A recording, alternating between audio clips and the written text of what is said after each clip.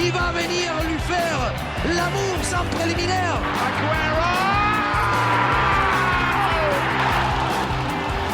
Bonjour à tous, ravi de vous retrouver dans ce nouvel épisode de The Extra Time. Je vous avoue, je ne sais même plus le combienième c'est. Est-ce que un de vous deux, les gars, a une idée du combienième c'est?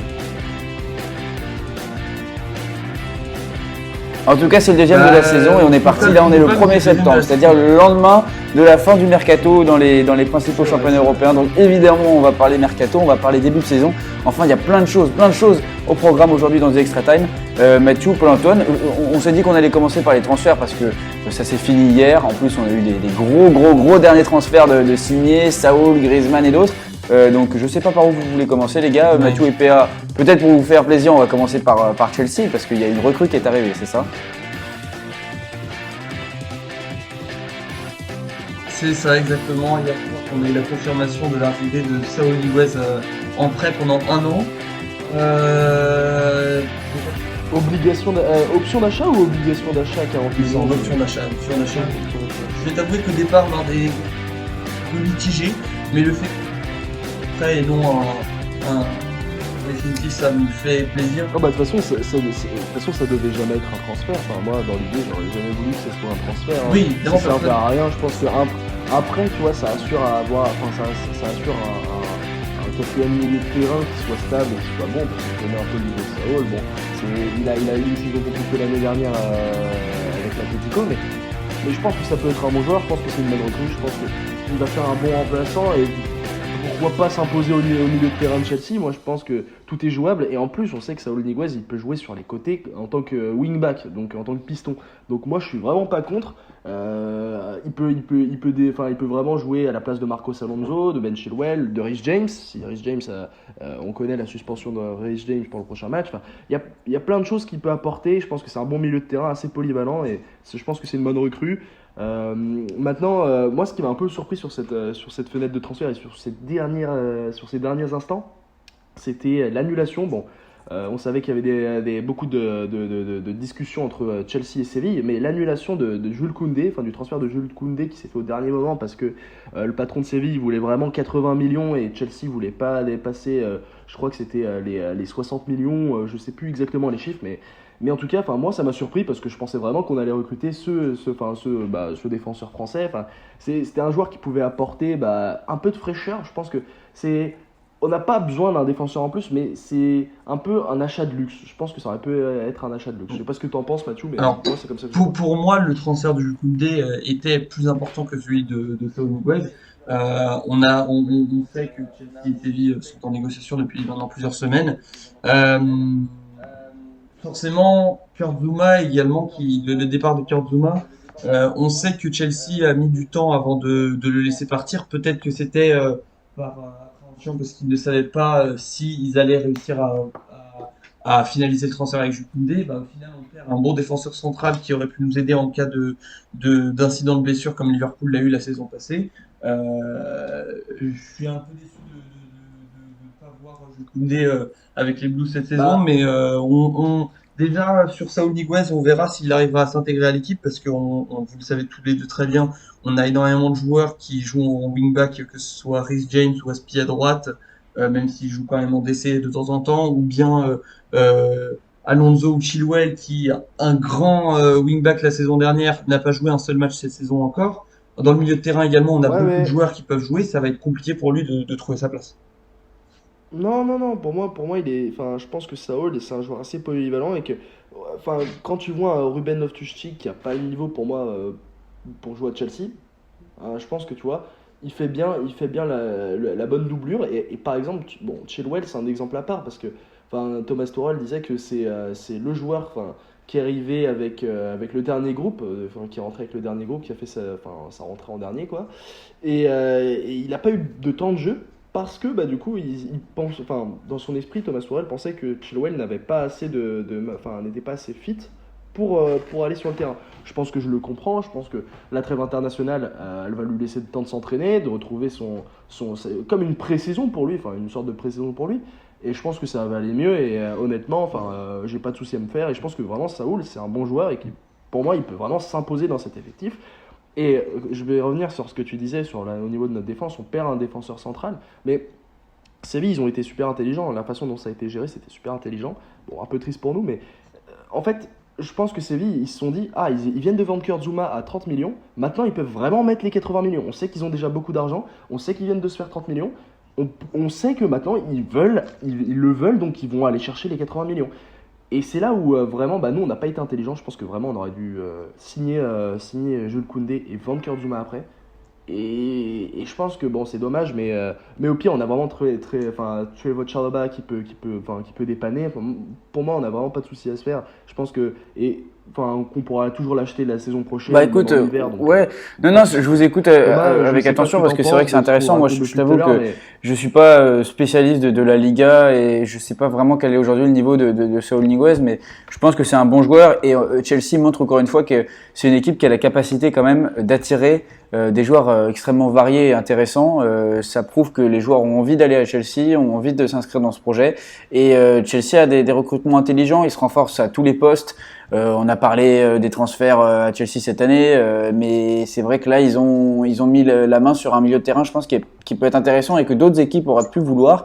En plus c'est un prêt, donc effectivement cette saison ça nous laisse un peu le temps de le découvrir et à lui de s'adapter à Chelsea.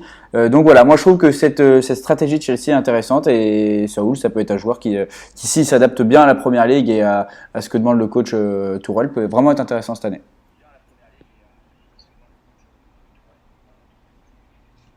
Alors moi j'aimerais bien juste revenir sur un truc et je trouve que cette saison, sur le mercato, on remarque d'autant plus l'importance des prêts avec option d'achat, etc., voire obligation. Je sais pas si tu as remarqué, mais vraiment cette saison, j'ai jamais vu autant de joueurs prêtés, de joueurs assez importants quand même. Saúl, Luc de Jong, etc. Tu vois, t'as beaucoup de joueurs qui sont prêtés où il y a des options, voire obligations d'achat.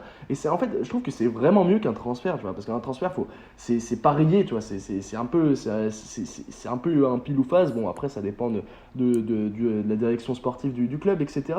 Mais je trouve qu'un prêt avec option d'achat, ça améliore beaucoup les choses et c'est là où tu te rends compte de la vraie valeur des joueurs et si vraiment ils correspondent à ton effectif. Tu peux faire une erreur, mais c'est pas grave puisque au moins c'est une option d'achat. Il aura passé 1 an au club, c'est pas grave, il aura donné tout ce qu'il a. C'est vrai.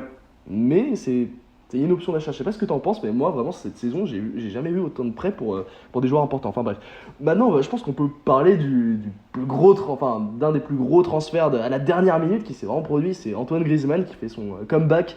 Je suis très surpris. Honnêtement, on savait que le Barça voulait se débarrasser de Griezmann. On savait que le Barça avait proposé Griezmann un peu partout cet été, à la Juve, au PSG, même à Manchester City. Ils avaient essayé tous les clubs et finalement, on en avait parlé au tout début de l'été, le retour de Griezmann à Atlético. Puis finalement, la rumeur s'est un peu éteinte. Et dans les dernières semaines, quand Griezmann était un peu annoncé partout, il était annoncé partout, mais plus trop vraiment à l'Atlético. Et puis boum, dans les derniers jours du mercato, son ancien club revient et il a été transféré comme on a vu tout à l'heure, à 23h59, la signature au dernier moment. Écoutez, je crois que c'est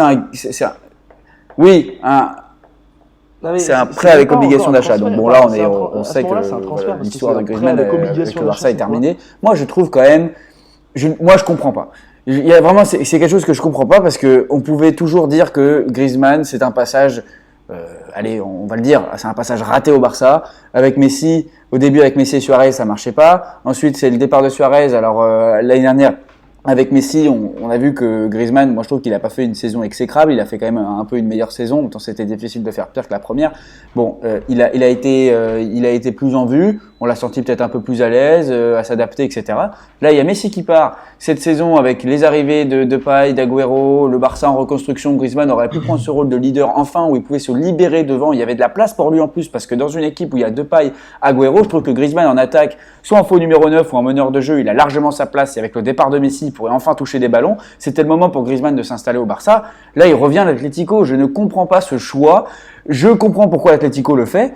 Mais je ne comprends pas pourquoi Griezmann fait ce choix. Il est poussé par le Barça à la sortie, c'est le seul moyen que je trouve vraiment à expliquer ce transfert. Je ne comprends pas pourquoi les dirigeants du Barça ont cherché absolument à virer Griezmann. Je trouve que c'est un gâchis complet. Les retours comme ça, on sait que parfois c'est pas forcément pour le mieux, les joueurs qui reviennent à leur gloire passée. Il faut aussi savoir passer à autre chose et Griezmann aurait pu passer un cap avec le Barça. Je trouve que c'est un gâchis monumental. Ouais, moi je suis pas trop du même avis. Je pense que c'est une bonne chose pour l'Atlético. Je comprends le mouvement de l'Atlético, mais pour le Barça, c'est vrai que c'est un peu incompréhensible. Bon, je te rejoins un peu sur ce fait, mais moi, je pense que Griezmann, bon, il a tellement travaillé avec Diego Simeone et un peu, tu vois, genre les efforts. En fait, dans le jeu de Simeone, ce qui compte, c'est les efforts. Et je pense que Griezmann, tu le remarques en équipe de France, c'est un mec qui a pas peur d'aller vraiment même défendre, etc., de faire des retours défensifs, etc. Mais c'est pas des retours défensifs comme on demande ça à certains attaquants. C'est vraiment beaucoup d'efforts, beaucoup de courses, enfin, c'est assez impressionnant la façon dont Griezmann joue. Et je pense que vraiment son retour à l'Atlético, tu vois, c'est un peu pour compenser le fait que le transfert de Joao Félix il soit pas très concluant en ce moment, sur ces 2 dernières saisons, pour vraiment, je pense que c'est aussi un mec qui peut t'assurer un bon niveau avec l'Atlético. Et vraiment, moi, je pense que c'est un gâchis pour le Barça parce que vraiment, ils donnent l'un de leurs meilleurs joueurs au champion d'Espagne, ce qui n'a aucun sens. Sportivement, ça n'a aucun sens. Mais en même temps, pour l'Atlético, c'est un bon mouvement. Moi, je pense que c'est un bon mouvement pour l'Atlético, que c'est c'est n'importe quoi pour le Barça, mais parce que surtout que, bon, il le remplace avec Luc de Jong. C'est pas un joueur que je n'apprécie pas, mais c'est un joueur qui n'apporte pas du tout la même chose que Griezmann. Et quand tu regardes un peu la composition du Barça sur ces 3 derniers matchs, c'est le trio d'attaque. Bon, il y a encore le retour d'Ansu Fati qui devrait se faire, mais t'as Braithwaite, Depay, Griezmann. Il fait jouer.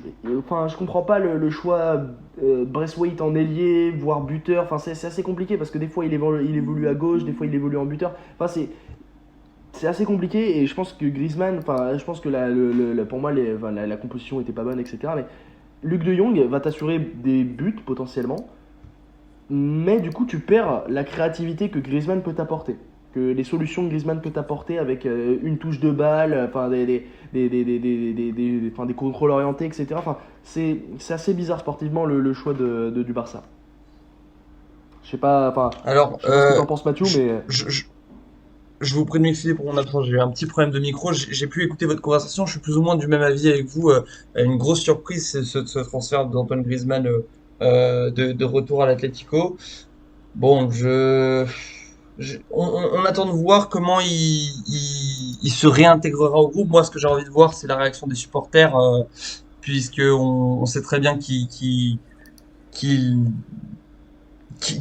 étaient extrêmement mécontents lors de son départ. On verra s'ils l'accueilleront à bras ouverts ou pas. Je pense qu'il peut être utile à Diego Simeone pour tenter de garder ce titre. Mais bon, j'ai pas un avis particulier sur ce transfert, juste surpris. Ouais. surprenant. Voilà. D'accord. Bon, je pense que Donc, les gens ouais, je pense qu'il est. ils s'attendent à ce qu'on parle vraiment d'un Mais transfert justement, important. avant de parler du plus gros transfert de cette fin de mercato, qu'est-ce que vous pensez très rapidement de Eduardo Camavinga, la jeune star, Oui, ok, moi jeune future star de l'équipe de France au Real Madrid? j'ai un avis très strict là-dessus. C'est pour moi Camavinga il est pas prêt. Enfin, ça fait 1 an et demi qu'il patine en Ligue 1 et que ça se passe pas très bien et que finalement, tu vois, et tu te dis vraiment, est-ce qu'il a le niveau pour entrer dans une équipe du Real Madrid qui patine un peu aussi, tu vois? C'est pas l'effectif c'est pas genre l'équipe qui domine en Europe. Ils ont fait une demi-finale, ils ont fait une bonne saison, tu vois. Mais c'est pas l'équipe où tout roule sur des roulettes. Tu vois, Je suis d'accord. Je suis totalement d'accord. Je trouve que c'est prématuré. C'est le choix Camavinga qui sportivement peut être pas mal parce que si ça marche, ça marche, c'est parfait, tu vois. Le mec peut te faire remporter des trophées, mais ça fait 1 an et demi que le mec galère en Ligue 1 à Rennes. Je suis bien d'accord aussi, il faut que le collectif fonctionne, etc. Mais moi j'ai de gros doutes sur ce transfert et j'attends de voir vraiment les performances qu'il peut donner. Et pour moi, là, je pense que vraiment cette saison, il va se cirer le banc. T'as vu le milieu de terrain que le Ouais, Real- c'est un peu embouteillé en là, plus. Hein. Oui. embouteillé, t'as tellement de joueurs. En plus, t'as des joueurs qui retournent de près d'Arsenal, Dani Ceballos, etc. Heureusement qu'ils ont vendu Odegaard parce que sinon, ça en faisait un de plus. Hein. Vraiment, il y a des moments où je comprends pas trop la stratégie du Real, mais pareil, moi j'ai envie d'attendre et j'ai envie de voir ce que ça donne. C'est sûr. Moi, je trouve que ce transfert de Camavinga est étonnant. On l'attendait peut-être plus au PSG, pourquoi pas. Ça aurait été intéressant, un joueur de Ligue 1 qui a une marge de progression énorme. Peut-être qu'au Paris Saint-Germain, il aurait eu sa place de manière un peu plus régulière et dans un championnat qu'il connaît mieux, il aurait été peut-être un peu plus suivi, moins désorienté. Il y a de la place au milieu de terrain au PSG encore cette année. Moi, peut-être qu'on parlera un petit peu du Paris Saint-Germain. Les premiers matchs du PSG cette saison en Ligue 1, au milieu de terrain, il y a des expérimentations qui sont faites par Pochettino. Pour l'instant, il n'a pas encore trouvé son milieu de terrain idéal. Marco Verratti, il n'est pas encore dans la forme de sa vie. Wijnaldum, il va falloir trouver où le positionner parce que pour le moment, c'est pas ça. Camavinga au Paris Saint-Germain, ça m'aurait interpellé, ça m'aurait intéressé, ça lui aurait donné aussi la possibilité de s'adapter plus facilement. Là, au Real, c'est la marche, pas du dessus en disant que le Real est plus fort que le PSG, mais c'est la marche du dessus en termes d'adaptation pour un joueur aussi jeune. Partir en Espagne avec une concurrence énorme, avec l'assurance d'être sur le banc en début de saison et de se battre pour sa place, c'est toujours bien, mais enfin, je trouve qu'il n'est pas encore prêt et que c'est un petit peu se brûler les ailes pour Camavinga. Après, je lui souhaite de réussir, mais... Après, moi, je pense qu'on connaît son talent, on a vu ce qu'il donnait en équipe de France, on a vu ce qu'il donnait à Rennes, etc. Il y a des moments de génie qu'il a pu produire. Donc moi, j'ai envie de le voir se battre pour sa place de titulaire. Et j'ai vraiment envie de le voir dans ce 11 de départ, dans un 11 de départ du Real. Après, je sais pas si ça se fera dans les premières semaines, etc.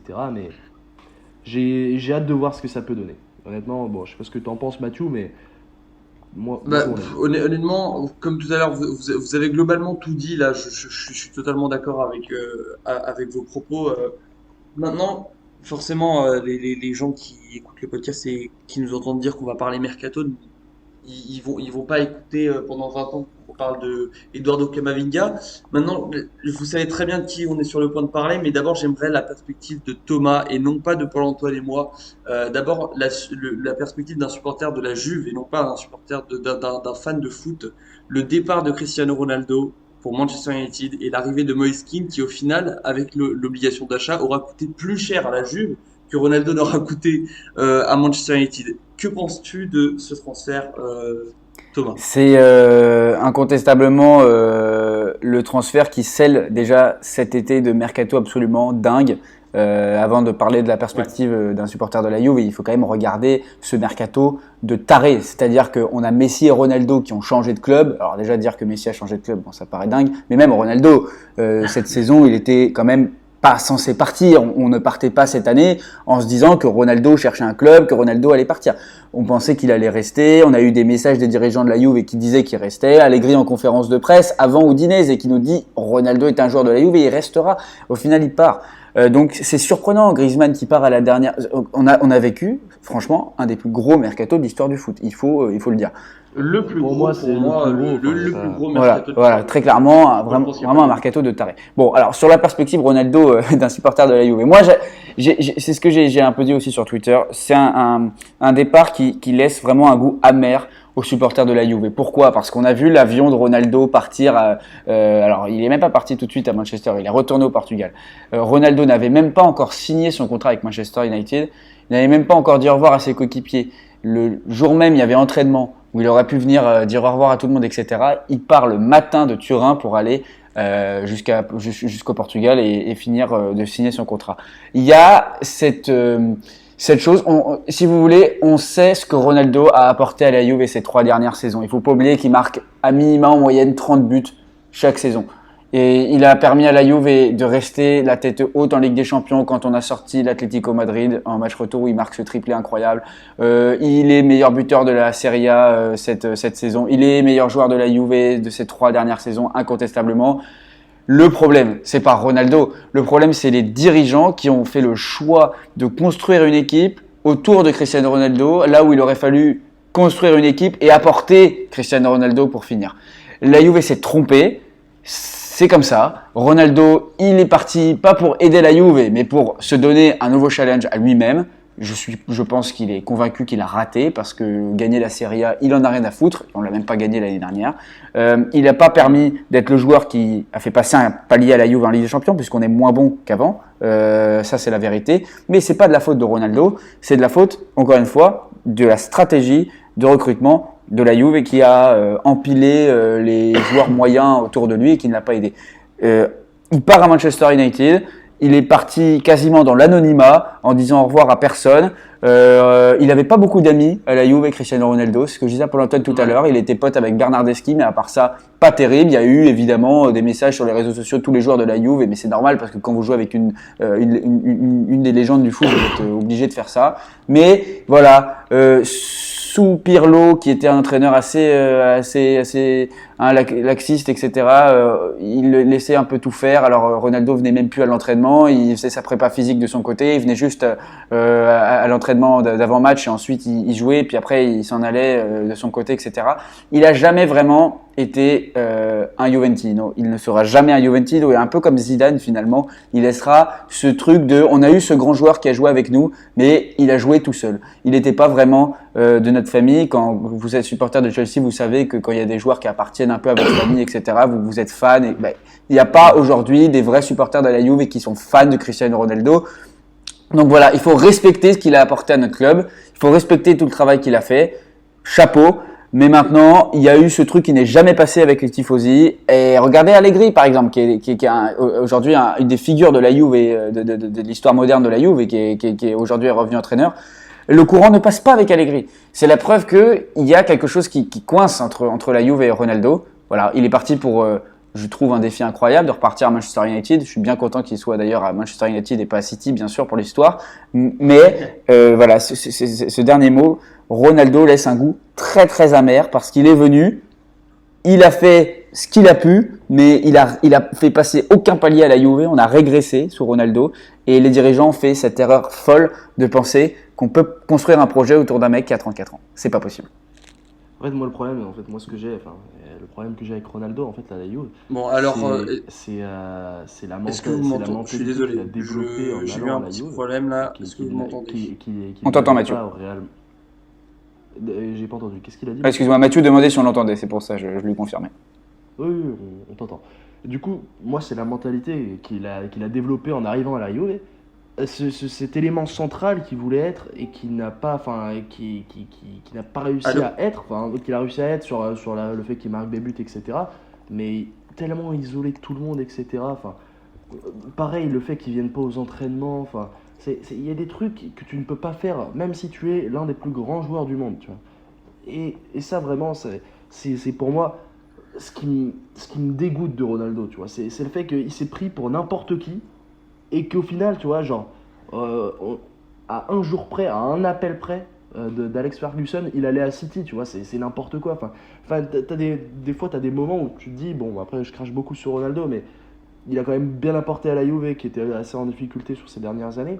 Mais quand même, et déjà sportivement, le choix de Ronaldo, c'est n'importe quoi. Moi, je vais cracher sur la Juve pendant 2 minutes si je continue, mais vraiment, le choix Ronaldo, c'était n'importe quoi. C'était vraiment juste pour la publicité, pour le coup de com', etc. Mais sportivement, ça n'avait aucun intérêt. C'était n'importe quoi. Construire une équipe autour d'un mec de 34 ans, ça n'a pas de sens. J'irai pas jusque là quand même. Il y a une erreur de construction autour de Cristiano Ronaldo. Cristiano Ronaldo n'est pas une erreur en soi. Il y a une erreur de construction autour de Ronaldo. Il y a l'erreur de vendre Pjanic au Barça, par exemple. C'est ça la vérité. C'est un ensemble. Gardez Moiskin aussi. Gardez Moiskin quand Ronaldo arrive, de le mettre avec lui, avoir Morata directement disponible plutôt que de le reprendre après. Ces choses-là. Recruter des joueurs intéressants, par exemple Barella qui aurait pu venir sur l'escarcelle de la Juve. Construire une vraie équipe avec Ronaldo en plus qui est le facteur X et qui vient te planter les buts importants et t'amener cette mentalité de gagnant. Ça, c'est une stratégie. Mais la mauvaise stratégie, c'est d'avoir pris Ronaldo tout seul. Ça a été réalisé dans le mauvais sens. Ils ont recruté Ronaldo, puis ensuite ils ont essayé de faire venir des joueurs, mais ils se sont rendus compte que le salaire de Ronaldo, il coûtait déjà 30 millions par an. Donc finalement, c'était pas possible de faire venir des joueurs assez bons pour augmenter le milieu de terrain, la défense, et même déjà le transfert de Moiskin, qui n'a pour moi pas grand intérêt. Vraiment, je te le dis honnêtement, Thomas. Oui, d'accord, mais on va pas faire une saison, on va pas faire une saison sans buteur, Paul-Antoine. Oui, mais tu as Alvaro Morata, tu as Caio Jorge qui arrive Mais tu vas pas, mais Caio Jorge déjà il est blessé et en plus on va pas faire partir une saison avec un joueur comme ça. Tu as Paolo Dybala, il y a une addition d'attaquants qui ne va pas, et vraiment, tu vois, là je vais faire la comparaison entre le Barça et la Juve, mais t'as la même chose. t'es en train de t'additionner tous les attaquants du monde, mais tu sais pas lesquels va être titulaire. Et c'est ça le problème, c'est que faut faire des choix dans la vie. Et le choix, peut-être le choix de vendre, enfin de laisser Ronaldo partir, de le vendre, c'est un bon choix. Mais après ça, faut poser ses couilles sur la table et qu'il faut aller faire des stratégies de recrutement qui sont bonnes, tirer dans le centre de formation, etc. Parce que là, vraiment, il y a des chantiers de construction à la Juve, les latéraux, le poste d'attaquant, enfin plutôt pas d'attaquant, mais le mec qui crée les situations offensives. Enfin, c'est deux chantiers qui pour moi sont super importants à la Juve et qui ne sont pas résolus. Et ça, bon, Ronaldo compensait vraiment la partie offensive, mais les latéraux, ça fait 3 ans qu'on en attend un à la Juve, donc c'est pas, Bon, c'est Pierre, pas possible. je suis désolé, je vais te couper, je vais te donner un peu mon avis sur ça. Déjà, pour rebondir sur ce que tu as dit tout à l'heure par rapport au salaire de Cristiano Ronaldo, il y a de nombreuses choses qui ont fait déjà que Cristiano Ronaldo ne se sentait plus bien à la Juve. Comme Thomas en a parlé tout à l'heure, déjà, il n'avait pas beaucoup de potes dans les vestiaires. À chaque fois, déjà avec les tifosi, à chaque fois qu'il se faisait éliminer de la Ligue des Champions, on mettait ça sur son dos. Problème financier à la Juve, on dit que c'est automatiquement à cause de son salaire. Bon, évidemment, ça a une importance, mais on va pas dire que tout est de sa faute. Donc, on comprend déjà le fait qu'il soit inconfortable à la Juve. Maintenant, par rapport, donc moi personnellement, j'ai aucun problème avec le choix de Ronaldo de quitter la Juve. Après, le choix City, j'aurais été carrément énervé. Mais le fait qu'il retourne à Manchester United, je trouve ça beau. C'est là où il a vraiment commencé à progresser dans sa carrière et c'est là où il a d'ailleurs remporté sa première Ligue des Champions et son premier Ballon d'Or. Maintenant, du point de vue de la Juve, le choix de recruter Ronaldo pour moi n'était pas une erreur. On l'a vu, il a énormément apporté, comme Thomas l'a dit tout à l'heure. Tu dis, il recrute un mec de 34 ans qui t'a quand même planté plus de 100 buts en l'espace de 3 saisons. Oui, c'est sûr. Je vois C'est pas n'importe quel mec de 34 ans, joueurs ça c'est sûr. Voilà, et Oui, ok, je suis bien d'accord, mais peu importe l'âge, même un mec de 25 ans, j'en vois pas beaucoup qui ouais, arriverait à ce genre de chiffre-là. Oui, tu bien vois. sûr, non mais je suis bien d'accord, je comprends, et Ronaldo est un très grand joueur, et qui est même une légende du foot, tu vois, je ne dirais jamais le contraire. Mais le problème, c'est que la stratégie de la Juve a été tellement mal construite. Ils sont allés chercher un mec de 34 ans qui est l'un des meilleurs joueurs au monde et qui restera une des légendes du foot. Mais autour de ça, ils n'ont rien construit à côté. Ils se sont dit, le mec va porter l'équipe. Et quand tu disais que, bon, quand les supporters de la Juve tombaient sur Ronaldo après les éliminations en Ligue des Champions, bah, en même temps, enfin, tu peux, moi, Non, mais alors, les gars, là par contre, vous faites une erreur totale. Mathieu est parti en disant ça, c'est pas vrai. On n'a pas mis les éliminations de la Juve sur le dos de Ronaldo, on a mis les éliminations de la Juve sur le dos de tout le monde, de toute façon, parce que je rappelle que les 2 dernières éliminations de la Juve en Ligue des Champions, c'est contre, déjà, la première, c'est celle contre l'Ajax. Et rappelez-vous quand même que la Juve sort contre Lyon en 8e et je rappelle contre Porto en prenant un but casquette en 8e de finale retour alors qu'ils étaient quasiment qualifiés. Donc personne n'a mis la faute sur Ronaldo de l'élimination en Ligue des Champions. On a mis la faute tout simplement sur l'amateurisme de cette petite Juve et qui se fait sortir par des petites équipes. Ça, c'est une réalité. Porto qui est la seule équipe qui a réussi à battre Chelsea cette saison en Ligue des Champions. Mais désolé de dire que Porto est une équipe voilà, c'est pas une équipe du premier plan. La Juve est sur le papier censée sortir Porto, mais je respecte les 2 matchs qu'ont fait Porto, ils ont été absolument incroyables les Portugais de Porto. Mais la vérité c'est que la Juve aurait dû sortir Porto et que Porto était quasiment sorti. Ils se font remettre dans le match parce que la Juve ne sait pas défendre sur corner, sur coup franc et qu'ils n'ont pas de gardien aussi, c'est pour ça. Non mais c'est assez impressionnant. Enfin bref, moi je pense qu'on a bien débattu là-dessus. Moi je vous propose qu'on passe à un sujet assez important, les tirages de la Ligue des Champions. Ah oui. Parce qu'en plus, là on est dans ce podcast, on va pouvoir se faire la guerre en plus cette saison-là. Ah bah oui, ça va être un régal. Moi j'en suis convaincu. Ça va être une très belle Ligue des Champions, des belles équipes, des équipes qu'on a. Bon, une équipe qu'on n'a jamais vue en LDC, Sheriff. Je pense qu'il y a un truc avec cette Ligue des Champions. Et honnêtement, je pense qu'on va avoir de très grosses surprises cette saison. Pour moi, déjà, je pense qu'on peut parler du groupe de la mort. Le groupe de la mort, ouais. Le groupe B, pour moi. Ah, le groupe B, c'est un groupe de tarés, là. Du coup, on rappelle, donc Milan, Atlético Madrid, Liverpool et Porto, justement. Incroyable, genre vraiment. Bon, il y a l'Atlético qui n'a jamais gagné de Ligue des Champions. Ouais. Mais t'as quand même 3 équipes qui ont marqué l'histoire de la Ligue des Champions. C'est sûr. Incroyable. L'AC Milan avec Maldini, Nesta, etc. Enfin, un autre délire. Bah oui. Et t'as Porto aussi, qui a pas marqué autant la Ligue des Champions que Liverpool ou l'AC Milan, mais une équipe qui a quand même marqué sur sa victoire avec José Mourinho, etc. Enfin, c'est quand même. Et sa victoire en 87 aussi, ils en ont 2. Hein, oui, ils en ont deux. C'est fou parce qu'on a vraiment. Ouais, c'est vrai que ce groupe est fou, mais globalement tous les groupes sont très homogènes. C'est-à-dire que soit on a des groupes où tu as 3 équipes qui sont très fortes et vraiment des groupes de très haut niveau, ou alors des groupes qui n'ont pas une seule équipe très forte et 3 équipes peut-être un peu en dessous, mais si c'est pas que des équipes fortes, on a un groupe très homogène. Tu vois, par exemple, je pense au groupe C, avec l'Ajax, Beşiktaş, Dortmund, Sporting. Sur le papier, c'est pas forcément les toutes meilleures équipes européennes, mais c'est un groupe très resserré. Et le groupe de Lille aussi, avec Lille, Salzbourg, Séville, Wolfsburg, où on a des équipes un petit peu de seconde zone, mais un groupe extrêmement serré aussi finalement. Et tu vois, moi, dans le groupe de Beşiktaş, Ajax, etc., tu vois, ce qui Dortmund. m'a marqué, tu vois, c'est vraiment 3 centres de formation. Bon, Beşiktaş, je suis un peu moins renseigné là-dessus, mais 3 centres de formation, Sporting, Ajax et Dortmund, qui sont incroyables. Les formations de ces 3 équipes sont incroyables. Ça va jouer sur le beau jeu, surtout qu'on connaît l'Ajax, on connaît le Sporting qui a fait une très belle saison l'année dernière. Et puis les matchs, attention là, les matchs au Beşiktaş en Turquie, il va falloir les gagner aussi, ceux-là. C'est pas facile. C'est toujours compliqué quand tu arrives au Beşiktaş. C'est toujours compliqué. T'es là en mode faut quand même le gagner ce match. Faut qu'on réussisse à repartir avec les 3 points, tu vois. La Turquie, c'est un autre délire, tu vois. Et je pense que vraiment cette Ligue des Champions, tous les groupes vont être intéressants et je pense qu'un autre groupe assez intéressant aussi. Bon, le groupe A, Manchester City, Paris, bien sûr. RB Leipzig et. Évidemment, on s'intéresse beaucoup à ce groupe. Oui. Cette demi-finale qui a traumatisé les supporters parisiens. Mais... non, mais c'est vrai, tu vois. Et puis le groupe qui va nous occuper aussi, hein. Le groupe H. Ouais, le groupe H qui va nous occuper. Chelsea. On y reviendra, mais le groupe A, c'est vrai que le groupe A, c'est la grosse confrontation entre Messi et Grealish. Ça risque d'être extrêmement intéressant.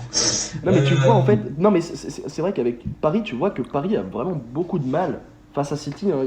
En fait, je trouve qu'ils se pissent assez. À chaque fois qu'ils les affrontent, ils se pissent dessus face à City. Il y a un truc qui fait que, ils n'arrivent pas à jouer leur meilleur jeu comme ils ont joué au Bayern, comme ils ont posé leur coup face au Barça. Et tu vois, c'est ça qui est un peu dommage. Mais là comme c'est les phases de poule, qu'il n'y a pas d'élimination directe, je pense que ça va être un peu plus chill, qu'ils vont pouvoir jouer leur jeu et qu'ils vont nous offrir un vrai spectacle.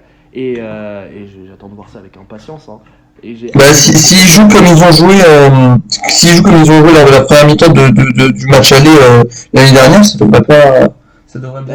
Moi, en vrai, j'ai hâte de début du match. Moi, j'ai envie de voir une chose, c'est comment Guardiola. Est-ce que Guardiola va nous sortir une composition qui sort de nulle part pour conjurer un peu Lionel et Messi, tu vois, un truc qu'on n'aura jamais vu avec allez, vas-y, un défenseur avec des trucs de nulle part. Moi, j'attends de voir ça. Je pense que ça va être très drôle et on va bien s'amuser pour ces matchs. Mais je pense qu'on peut revenir aussi sur un autre groupe, le groupe du Barça Bayern. Le groupe, l'équipe qui a traumatisé on va vraiment avoir des matchs de poule. On aura des affiches de tarés toutes les semaines. Ça va être incroyable. Hein. Vraiment, moi je suis épaté par ces groupes. Et puis en tant que Lillois, quand même, j'ai le droit de vous parler du petit groupe G. Il y a eu, en fait, c'était un peu partagé dans les supporters du LOSC parce que il y avait un peu de déception de pas avoir un très gros nom venir jouer au Stade Pierre-Mauroy. Parce que on avait eu la chance, c'était la saison dernière ou il y a 2 saisons, non, il y a la saison dernière d'avoir l'Ajax et Chelsea. C'était il y a 2 saisons. Donc c'était c'était il y a 2 saisons, oui. Ouais, c'était des super matchs pour le LOSC qui avait joué à domicile. En plus, ils avaient malheureusement pas gagné un point, mais par contre, si, ils avaient gagné un point. Ils avaient dû arracher un nul, je crois. Mais ils avaient quand même plutôt bien joué et pas démérité les Lillois. Et en tout cas, ils n'avaient pas été ridicules du tout. Il y a un peu de déception du coup de ne pas retrouver des grosses équipes, mais en même temps on se dit que dans ce groupe, même si évidemment les matchs il faut les jouer, ou Séville peut-être par un poil favori, avec Salzbourg et Wolfsburg, des équipes très difficiles à bouger, mais pour le LOSC des équipes prenables quand même. On se dit que le LOSC a peut-être une petite chance de s'offrir un 8e de finale, Et là, le gros match au Stade Pierre-Mauroy pourra avoir lieu. Donc, un petit peu d'espoir pour Lille de sortir en 8e ou au minimum être reversé en Europa League. J'avoue que moi j'ai tellement de doutes sur Lille. Déjà que la saison en Liga va être compliquée pour eux avec le changement d'entraîneur. Je t'avoue que j'imagine même pas Lille passer en Europa League pour moi. En fait, j'aimerais bien voir Lille passer en Europa League, mais là c'est mon côté un peu trop dans la déception, etc. qui me dit que Lille va avoir une saison tellement compliquée. Et on verra la Ligue des Champions avec un stade Pierre-Mauroy plein, avec des joueurs galvanisés, bien sûr, etc. Tu sais, ça peut changer. S'ils commencent leur campagne avec une victoire à domicile, qu'ils prennent les 3 points contre, je crois que c'est contre Salzbourg le prochain match ou Wolfsburg à domicile. Donc partir avec les 3 points, tu sais jamais comment ça peut partir. Je demande que ça, tu vois. Mais face à une Wolfsburg quand même, qui est une équipe qui pour moi peut créer la surprise du groupe et qui vraiment peut arriver première du groupe. Je te le dis. Séville encore, tu vois, bon. C'est une équipe qu'on connaît, etc. Mais Wolfsburg, mec, qui sont arrivés 4e en championnat l'année dernière, qui ont réussi qui sont qualifiés pour la Champions League, etc. Enfin, c'est une équipe qui est assez surprenante, qui vient de se détacher face à RB Leipzig le week-end dernier 1-0. Enfin, c'est quand même une assez bonne équipe et je pense que vraiment elle peut créer la surprise et que du coup Lille sera un peu en difficulté dans ce groupe, mais faites-nous rêver Lille et pourquoi pas. J'ai envie de voir ce que ça donne. Et pareil, c'est ce que je dis tout le temps, mais j'ai tellement hâte que la Ligue des Champions redémarre. Et bon, les gars, je vous propose de passer à un groupe. Ouais, trêve de blabla. On va parler du groupe H. Je vais donner mon avis en premier si ça vous dérange pas, parce que j'ai un avis qui va peut-être déranger certains, surtout un. Alors ce groupe H, Chelsea, Juve. Si tu me dis que la Juve va être reversée en Europa League, je vais te fumer. Non, t'inquiète pas. Saint-Pétersbourg et Malmo. Les supporters de Chelsea viennent de Malmo, on les avait battus il y a maintenant 3 ans en Ligue Europa, il me semble. Alors, je vais pas vous mentir, je suis un peu déçu de ce tirage. J'aurais aimé que Chelsea tombe dans le groupe du Paris Saint-Germain pour aller voir le match Parc des Princes, évidemment. Mais j'aurais aimé un tout petit peu plus de challenge, sans vouloir être irrespectueux. Ça y est, on gagne le champion, on devient un peu grand. Non, c'est pas ça, mais justement, on arrive enfin dans une saison où Chelsea peut se dire on est des sérieux concurrents pour le titre, parce qu'on a gagné l'année dernière, on a une bonne équipe. Groupe et puis on en reparle après. Hein. Je vais juste finir sur ce que je pense. Alors, Malmo et Zenit Saint-Pétersbourg, je pense pas qu'ils soient au niveau de Chelsea et de la Juve, donc ça c'est clair. Au niveau des équipes qu'on a eues, des chapeaux 3 et 4, on n'a pas beaucoup de challenge, contrairement à certaines poules qui n'ont pas eu forcément les tirages les plus faciles. C'est sûr que c'est pas du niveau de ce qu'on pouvait se taper. Alors peut-être que je vais dire des bêtises et que je vais pas être dans les bons chapeaux, mais quand je vois Porto, quand je vois Dortmund, je sais plus d'autres dans quel chapeau ils étaient, ou Shakhtar, ou je sais pas Benfica, tu vois, ou même Villarreal, je sais pas dans quel chapeau ils étaient. C'est vrai qu'il y avait des sacrés clients. Non, moi je vais vous donner mon avis, tu vois. Je pense que Chelsea va remporter ce groupe, tu vois. Enfin, Chelsea sur une lancée qui pour moi est instoppable pour l'instant, tu vois. C'est une forme qui est assez bonne. La Juve va avoir beaucoup de mal à se départager, à arriver à se qualifier. Pour moi, c'est une saison tellement compliquée pour la Juve, la perte de Ronaldo, le retour d'Allegri, ça chamboule un peu tout, tu vois. Et oui, mais vraiment, de là à dire qu'ils vont avoir du mal à se qualifier, vous êtes gentils, les gars. Vous êtes gentils. Les équipes russes aussi, tu vois. Mais vous aussi, Chelsea, avec les matchs en première ligue, vos internationaux, il va falloir aller les gagner, les matchs en Russie et en Suède. Non, mais vous croyez pas que c'est gratuit. Pas longtemps, je pense que tu abuses franchement en disant que la Juve risque de ne pas se qualifier. Pour moi, ils se qualifient, c'est juste que par rapport à une autre équipe que Chelsea aurait pu avoir pour un match plus intéressant, parce que la Juve n'est pas la Juve d'il y a 3-4 ans. La Juve, pour moi, se qualifiera en position dans ce groupe. Mais j'aurais aimé un tout petit peu plus de challenge, surtout de la part des équipes en 3e et le 3e et 4e chapeau. Non mais moi j'aimerais bien juste pouvoir expliquer mon point de vue. Je te dis que t'es pas à l'abri d'un match où, parce que tu sais que. Mais Chelsea non plus est pas à l'abri d'un match de merde. Hein. Ça les gars, il faut et surtout contre des équipes comme ça. Je te dis pas le contraire, mais Thomas, laisse-moi m'expliquer. C'est le fait que tu vois genre le niveau, le mental des joueurs en ce moment de la Juve, contrairement aux joueurs, au mental de Chelsea, c'est pas la même chose. On est une équipe confiante qui vient de faire un nul à Anfield à 10 contre 11. face à une équipe qui vient de perdre, face à Empoli, je Empoli, crois. Empoli, ouais, Empoli, ok. On est bien d'accord. En fait, le problème, c'est que... Merci de me rappeler je te ce dis pas match, qu'ils vont pas c'était gentil. Non, mais je te dis pas qu'ils vont pas se calmer, mais je te dis que t'as des joueurs comme Zardar Asmoun qui sont des pépites de Saint-Pétersbourg. Je te dis, moi j'aime bien ce joueur, tu vois, un bon joueur iranien qui produit beaucoup de déplacements offensifs, de rapidité, de buts, qui est assez prolifique. Enfin, c'est un assez bon joueur. T'es pas à l'abri que ce mec qui t'accroche un nul et que justement sur certains matchs face à Chelsea, etc. Tu vois.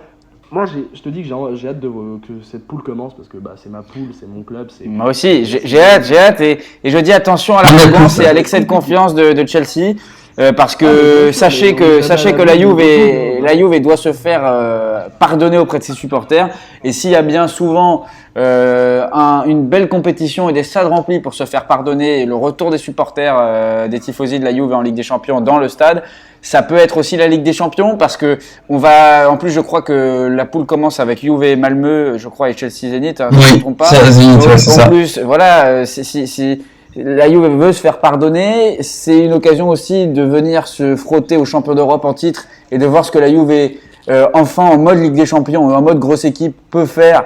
Et vous savez qu'en Italie, en plus, il y a un petit peu la même chose en Angleterre, même si je trouve que c'est pas aussi exacerbé. En Italie, il y a vraiment une compétition énorme entre les clubs italiens à l'intérieur même de la Ligue des Champions. La Juve va vouloir humilier l'Inter en Ligue des Champions. La Juve va vouloir aller plus loin que l'Inter en Ligue des Champions. Mais oui, il va y avoir vraiment une Juve, évidemment, qui est sur quand vous comparez la confiance des joueurs de la Juve et de Chelsea, bien sûr, je crois qu'on est vraiment aux antipodes. Mais attention aux équipes revanchardes, attention aux équipes italiennes et à Allegri quand ils sont au pied du mur, etc.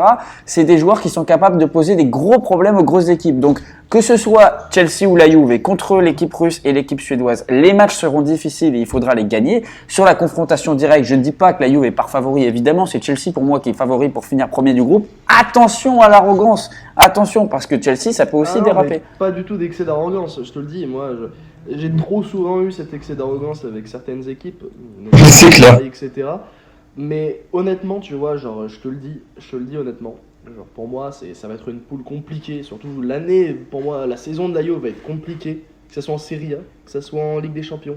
Je sais pas quelle est la priorité d'Allegri cette saison, je ne sais pas ce qu'il veut, je sais pas s'il compte aller loin en Ligue des Champions, s'il veut aller challenger pour le titre, mais il n'y a pas le choix de toute façon, hein. Les objectifs de la Juve sont clairs et on s'est qualifié en Ligue des Champions.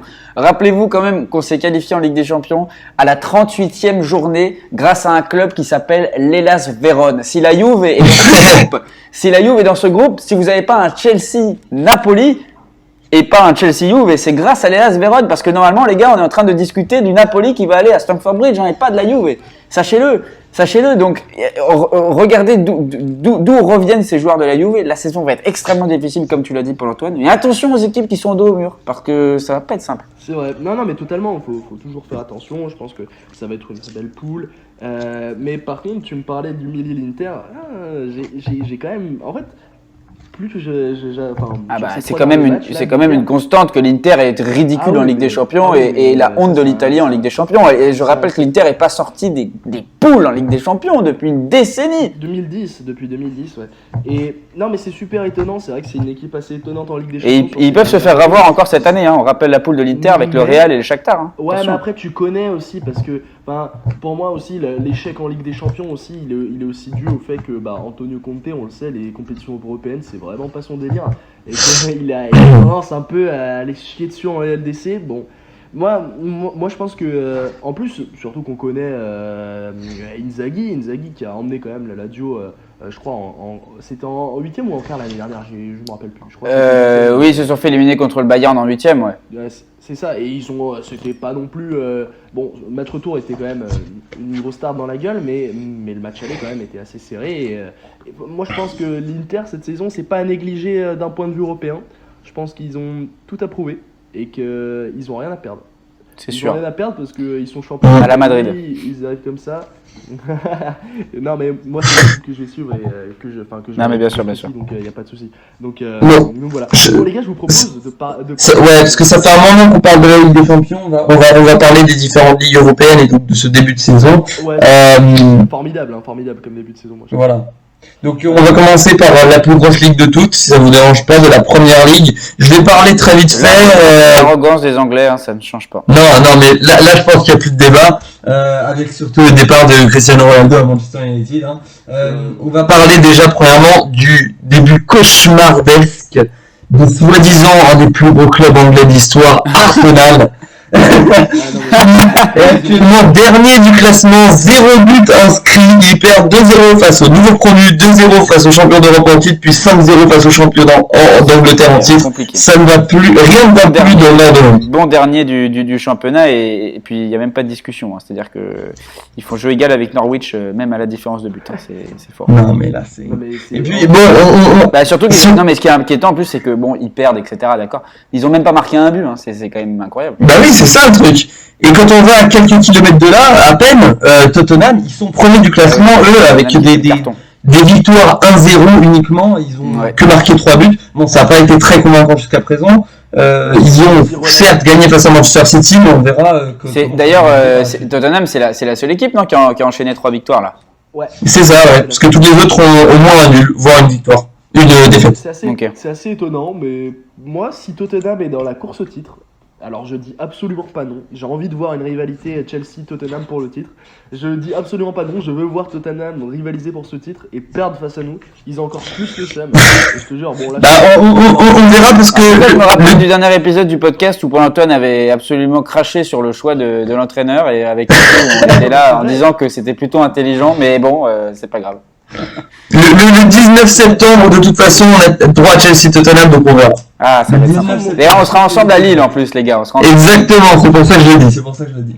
Non mais le choix de Nuno Espirito Santo m'a totalement étonné et je pense qu'il vous a aussi choqué parce que c'est pas un truc que vous voyez de base, tu vois. Moi j'aurais jamais vu Espirito Santo à Tottenham, mais le choix était pas incroyable parce que t'avais peut-être mieux à faire avec Kanté, etc. Mais moi le début de saison il est pas incroyable pour Tottenham, même s'ils enchaînent 3 victoires, c'est 3 victoires qui se font sur des 1-0, etc.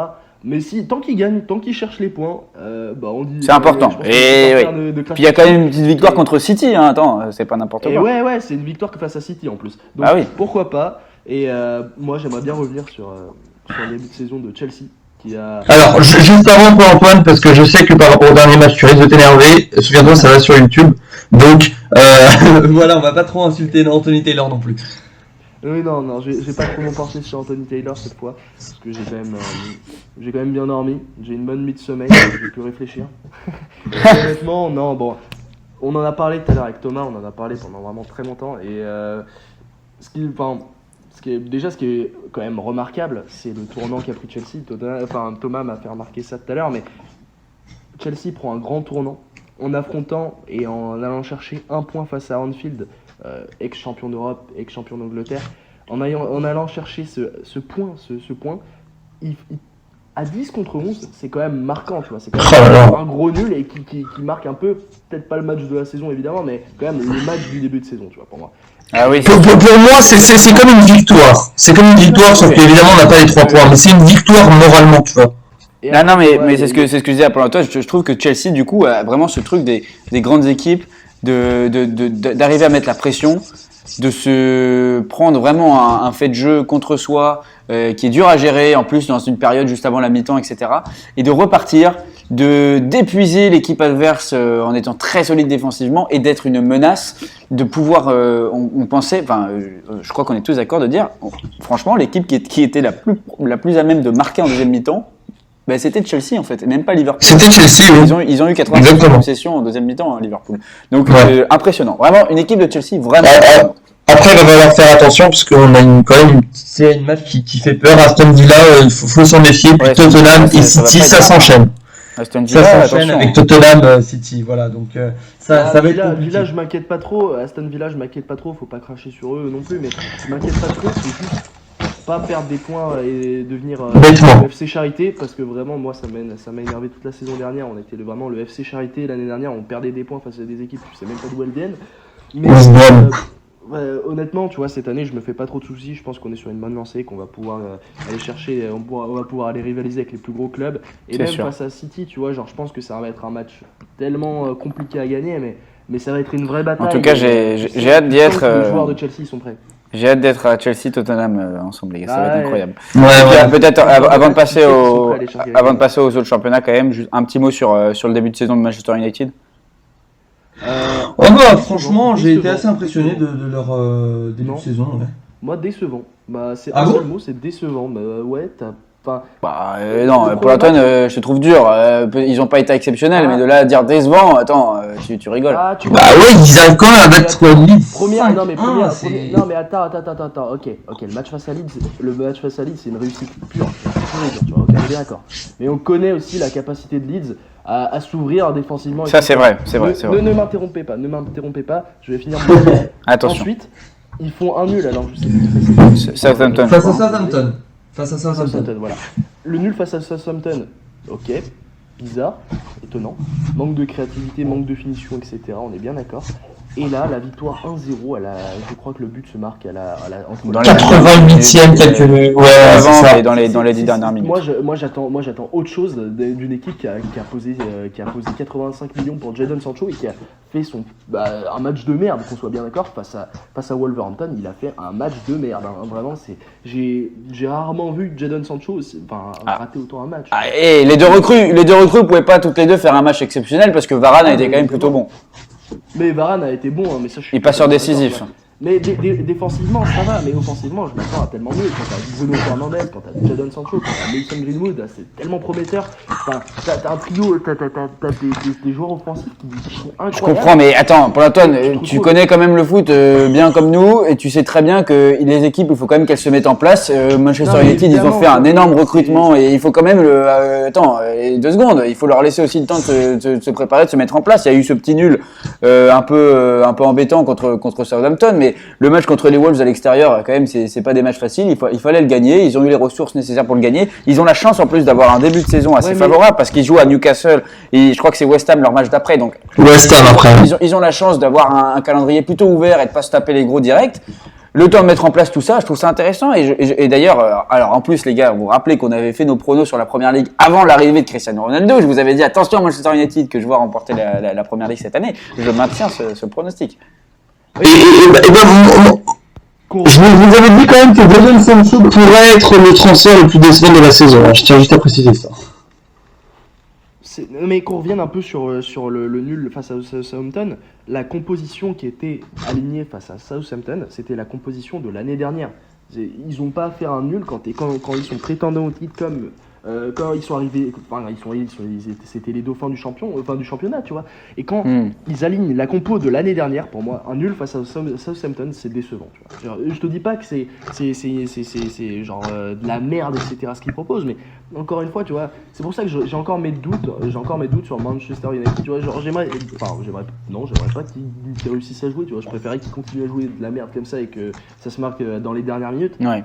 Mais je me dis que en fait, est-ce que le transfert de Ronaldo, le transfert de Jadon Sancho, de Raphaël Varane, etc., va pas apporter tellement de pression sur Ole Gunnar Solskjaer et que du coup, il va pas réussir à trouver la bonne formule magique, etc.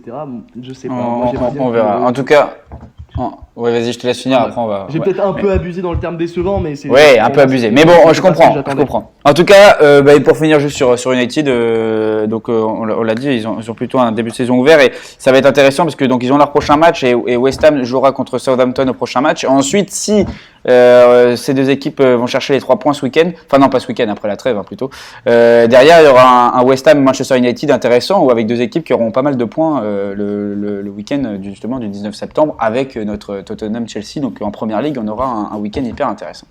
Ok, on évoque un tour d'Europe, on continue, on va où? On peut aller en Italie.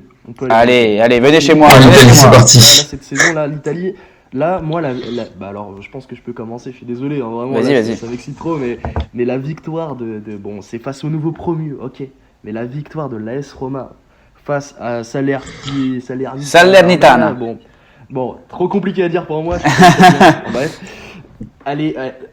T'as tellement de circuits de jeu intéressants, t'as un trio avec Mkhitaryan, Pellegrini et Abraham qui est assez intéressant. Enfin, je trouve que vraiment ce qu'il a proposé sur ce match, Mourinho, les choix de jeu, etc. Mais oui, c'est José.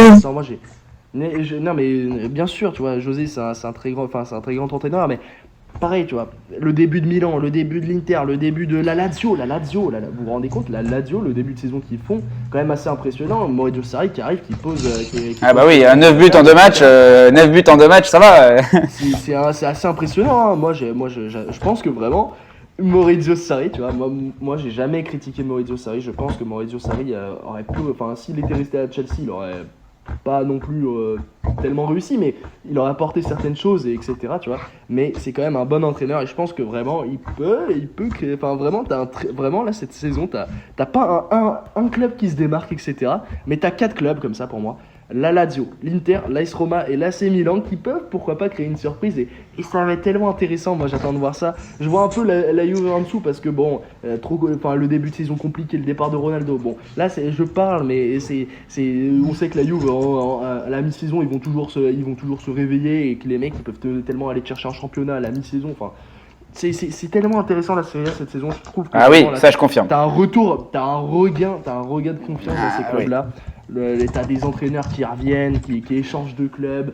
Maurizio Sarri qui passe de la Juve à la Lazio, comme Luciano Spalletti qui passe de l'Inter à Naples, José Mourinho, grand entraîneur de l'Inter qui passe à la Roma. Enfin, c'est sûr.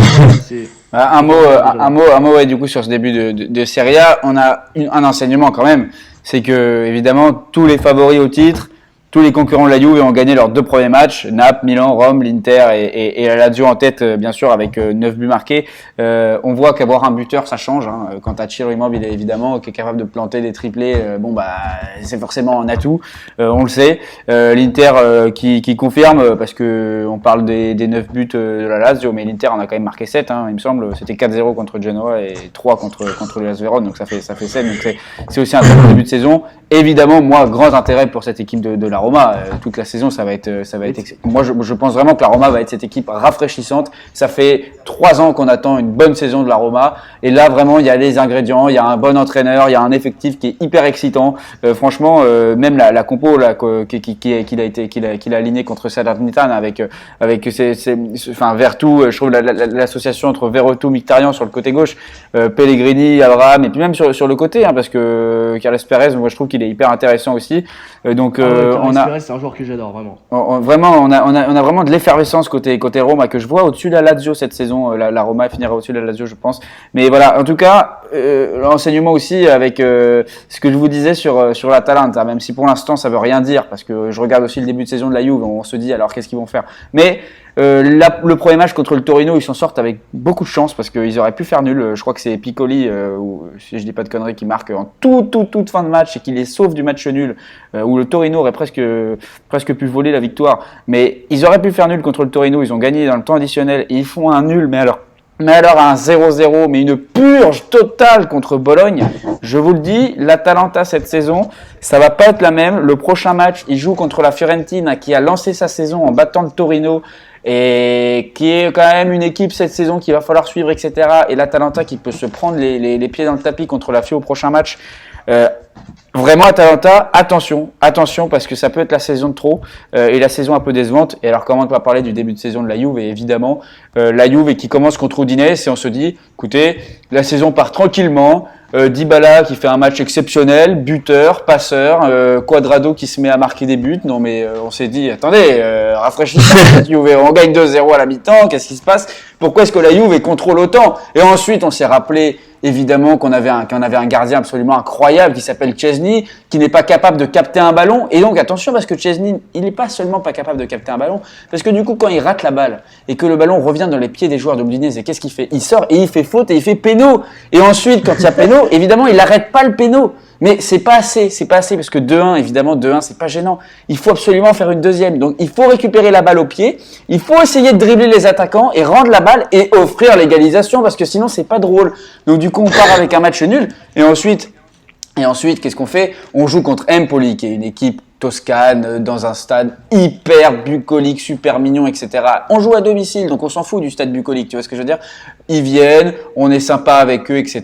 Tu vois, parce que nous, on donne des points aux petites équipes, tu vois. Nous, on aime bien. Le FC Charité, c'est chez nous, tu vois. On est là, on prend le premier but, tu vois, on est bien. Et puis surtout, Eh ben, on n'essaye même pas de marquer parce que ce serait méchant de vouloir marquer contre les petites équipes. Donc, on calme le jeu, on fait de la possession dans notre petit terrain, et puis hop, on attend la fin du match. Voilà, et ça fait 1-0 pour Empoli. Vraiment un début de saison catastrophique de la Juve qui perd déjà à domicile son premier match. Qu'est-ce que vous voulez que je vous dise ? C'est hyper décevant. Il va falloir se ressaisir très très vite parce que Allegri va être sous le feu des critiques vraiment très très vite si ça continue comme ça. Franchement, Thomas, j'adore ta positivité, continue comme ça. Bah écoute, il faut parce que sinon la saison va être longue. Non mais c'est vrai, c'est assez étonnant. Bon, moi j'aimerais bien un peu revenir sur Tammy Abraham. Je suis très content pour lui. Qui prend un nouveau souffle avec cette équipe de la Roma. Enfin, je sais pas, moi j'ai regardé le match, etc. T'as des touches de balle qui sont magnifiques, t'as des dribbles qu'il aurait jamais osé faire à Chelsea, etc. Qu'il ose faire, etc. Enfin, oh là, je crois découvrir un nouvel attaquant. Et si vraiment il avait proposé ça sur les matchs où il avait joué à Chelsea, mais mon Dieu, qu'est-ce que j'aurais aimé qu'il reste, tu vois. Là, je pense que c'est bien pour lui son départ, mais c'est un très bon joueur. Il est déjà, je crois, à 2 passes D, 1 but, etc. Enfin, il aurait même pu en marquer plus. Enfin, c'est un très bon joueur et je pense que vraiment, la saison de la Roma, je vais la suivre avec impatience. Vraiment, je vais regarder tous les matchs, que ce soit les matchs de l'Inter, de la Roma, je vais tous les regarder. Là, vraiment, je pense que j'ai mon année scolaire. Je m'en fous. Et petite précision quand même, que je viens de regarder. Les 2 prochains matchs de la Juve et après la trêve, c'est Naples et Milan. Donc, pour vous dire. Aïe, ça risque de faire mal ça. Ça risque de faire mal ou alors on risque de lancer notre saison. Je ne sais pas comment le prendre. Mais d'ailleurs, si on peut revenir sur un début de saison aussi assez intéressant, le début de saison de Gigi qui est vraiment Giroud qui marque quand même, qui commence à marquer les esprits déjà. Je crois qu'il est déjà à 2 buts. Enfin, c'est Giroud qui même tireur de penalty maintenant, ça n'a aucun sens. Il est là, il commence à s'imposer comme titulaire indiscutable à l'AC Milan. Il l'a dit, il est là pour s'imposer. C'est remarquable. Giroud qu'on n'aurait jamais pensé titulaire dans un club comme l'AC Milan. Surtout quand t'as Zlatan qui est blessé, etc. Mais t'as aussi Ante Rebic, t'as Rafael Leao, etc. Moi je l'aurais pas vu titulaire. Mais pourquoi pas Giroud qui on sait apporte beaucoup de choses, etc. Un mercato assez intéressant de la part de l'Inter, de l'AC Milan, genre Yacine Adli en prêt, le prêt aussi de Timo Bakayoko pendant 2 ans, Pietro Pellegrini qui arrive de l'AS Monaco. Enfin, il y a un tout à l'AC Milan et vraiment j'aimerais vraiment. Bon après. Je suis pas fan de certains clubs en Serie A, etc. Mais j'aimerais vraiment les voir soulever cette Scudetto cette année. Bon, on passe à la suite, les gars. Honnêtement, je suis très content pour le début de saison de Giroud. Je suis très content pour le début de saison de beaucoup de joueurs de Chelsea qui n'y sont plus.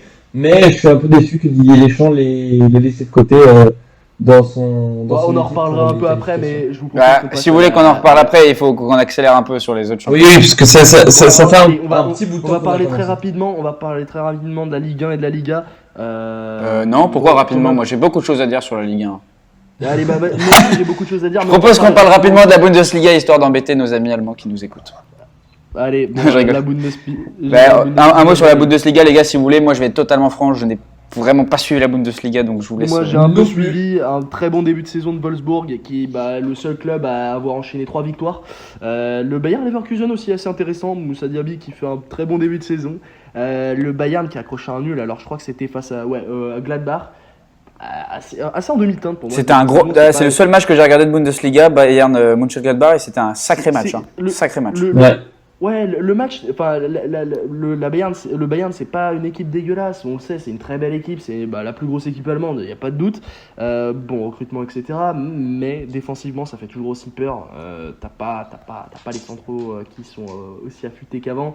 Donc pourquoi pas remettre le titre en jeu cette saison et voir un nouveau champion d'Allemagne, moi ça me plaît. Moi, c'est tout ce que j'ai. Et Wolfsburg a fait plutôt un bon début de saison, les gars, avec 3 victoires. 3 matchs, 3 victoires. Alors, juste très vite fait, ça va peut-être vous saouler au début, mais vous allez très vite comprendre par rapport à la Liga NOS, très vite fait, la Ligue portugaise.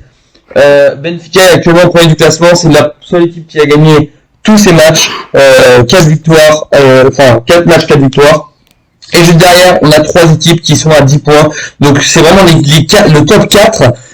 On a Porto avec Sporting, et évidemment, à côté, on a Estoril, les gars. On a Estoril, alors pour ceux qui, forcément pour ceux qui écoutent, c'est là on est parti en vacances juste à côté, on est parti juste à côté de Estoril cette année en vacances, et je trouve ça incroyable, je vous en avais parlé d'ailleurs, c'était le club de jeunesse de mon grand-père, ils étaient toujours dans les premiers de la ligue, mais là, il y a quelques années ils sont descendus en deuxième division, cette année ils reviennent au top, donc je suis très content pour eux.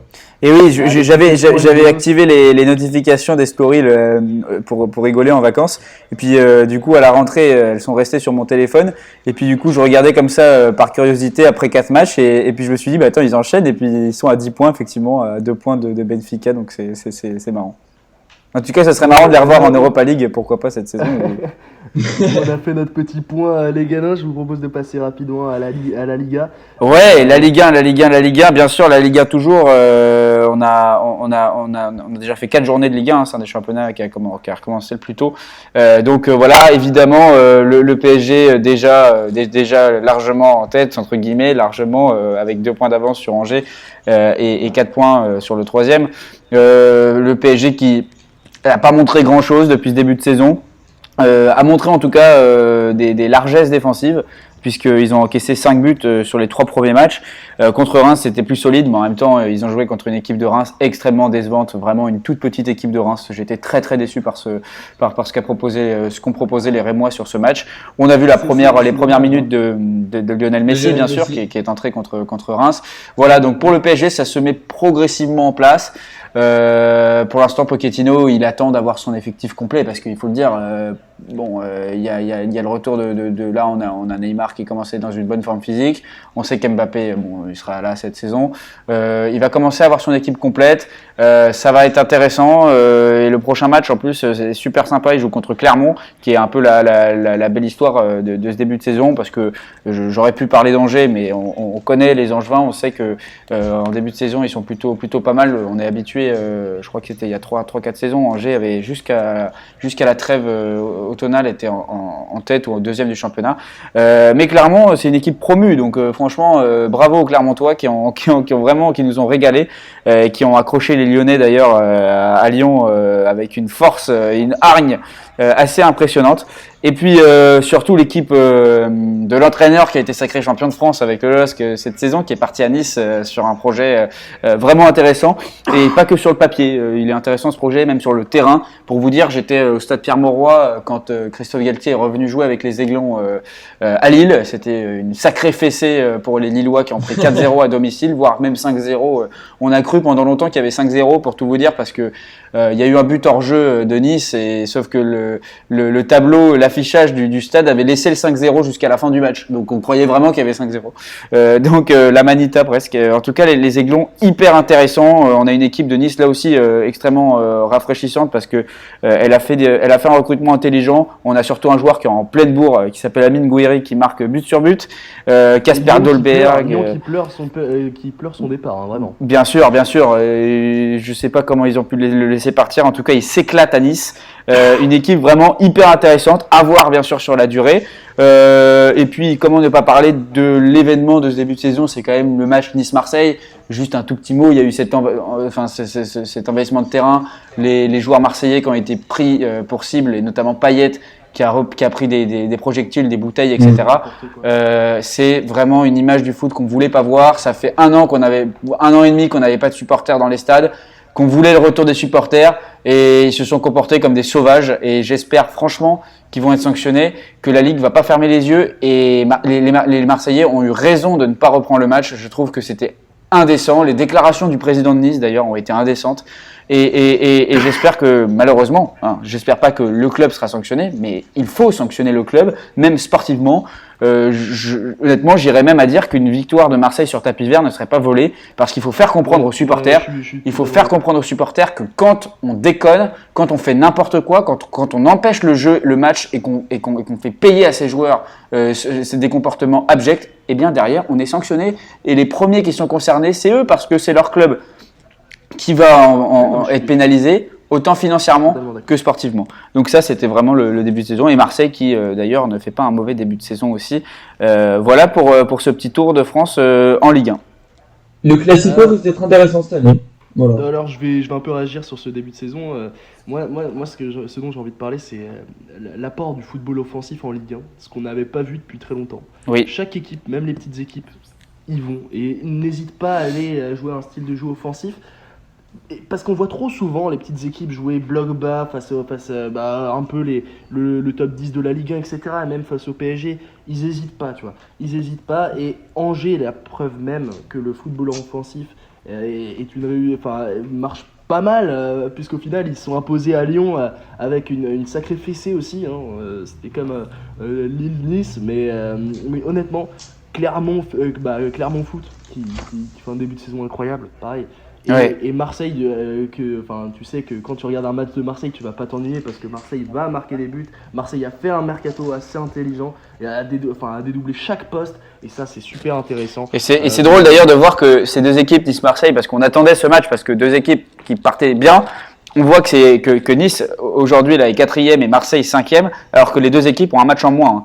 Donc c'est pour dire qu'ils font un bon début de saison. Ils font un très très bon début de saison et pourquoi pas aller bousculer le PSG, même si c'est impensable. C'est impensable. Le PSG sera au-dessus toute cette saison. Bien sûr. Mais moi je ne dis jamais que c'est impossible parce que vraiment Lille elle m'a prouvé le contraire l'année dernière. Bon, t'avais pas le même effectif, etc.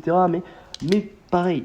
Tu sais jamais. Moi, je pense que vraiment Nice et Marseille sont les deux équipes qui peuvent nous surprendre, qui ont l'effectif pour aller chercher un petit 1-0, pourquoi pas, que ce soit à l'extérieur, à domicile, etc. face au PSG. Et je pense que ça va être une très bonne Ligue 1 et que la Ligue 1 va regagner un peu de confiance parce que vraiment la Ligue 1 sur pas sur ces 2 dernières saisons, mais plutôt il y a 4-5 ans, c'était vraiment PSG, allez, parce que vraiment.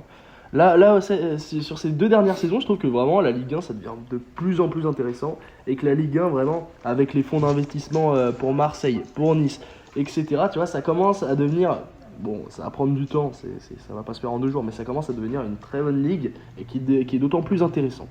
Et vraiment, je voudrais faire un petit féliciter un joueur de Clermont Foot, Mohamed Bayo, qui est promu et qui pourtant est meilleur buteur du championnat.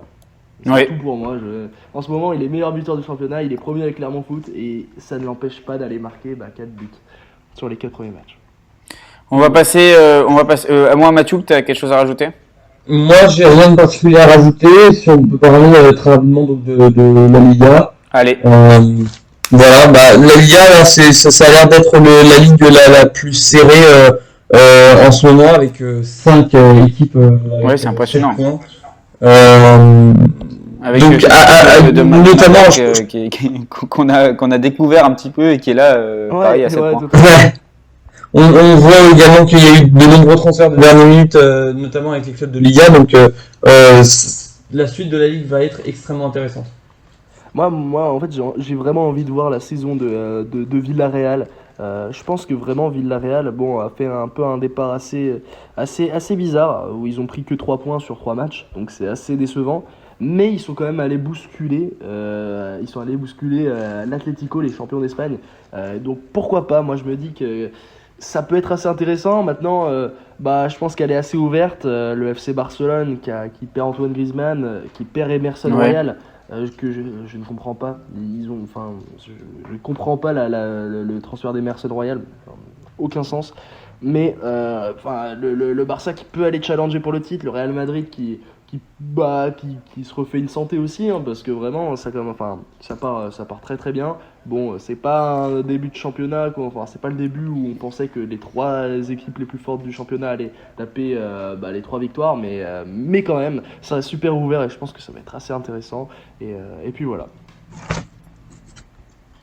Ouais, non, Vous en pensez-vous ? Je suis d'accord, c'est vraiment une Liga qui va être extrêmement serrée. Moi, il y a une équipe que j'ai envie de suivre un peu, c'est Valence, parce que ils nous avaient un petit peu déçus la saison dernière. On n'avait pas trop vu cette équipe de Valence. Et là, ils se sont, pour l'instant, ils n'ont pas affronté des gros noms, mais ils se sont bien placés.